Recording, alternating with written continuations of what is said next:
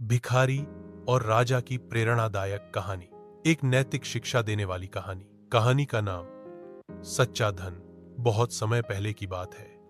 एक नगर में एक गरीब भिखारी रहता था। उसका नाम था रामू।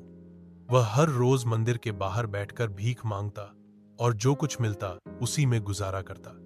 लोग उसे दया से कुछ न कुछ दे देते थे, लेकिन उसके जीवन में कभी भी कोई बड़ा बदलाव नहीं आया। एक दिन नगर में यह खबर फैली कि राजा नगर भ्रमण पर निकले हैं। राजा को प्रजा की असली हालत देखने का बहुत शौक था, इसलिए वह अक्सर सादा कपड़ों में नगर का दौरा करते थे।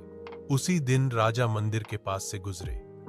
उन्होंने रामू को देखा, कमजोर शरीर, मैले कुचैले कपड़े, लेकिन चेहरा शांत। राजा ने रामू से पूछा, तू हर रोज यहां बैठा रहता है, क्या तू खुश है अपने जीवन से? रामू मुस्कुराया और बोला, महाराज, मैं उतना ही लेता हूं जितना मुझे जरूरत है। लोग जो देते हैं वही भगवान का प्रसाद समझता हूं। दुख तो है पर शिकायत नहीं।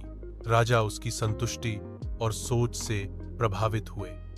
उन्होंने सोचा, इतना बड़ा राज्य है, फिर भी मेरे मन को कभी चैन नहीं मिला। और ये भिखारी है जिसके पास कुछ नहीं, फिर भी संतुष्ट है।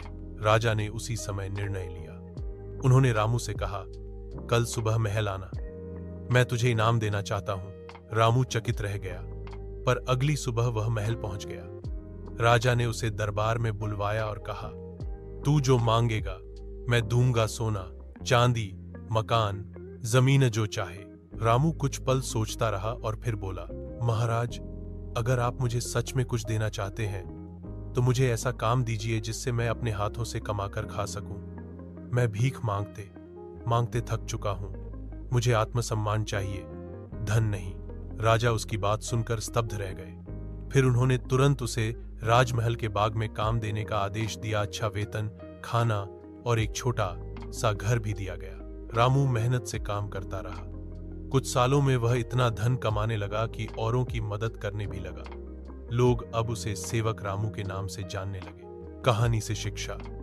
सच्चा धन सोना चांदी नहीं, आत्मसम्मान और संतोष है। मेहनत और ईमानदारी से कमाया गया जीवन ही सबसे सुखी जीवन होता है।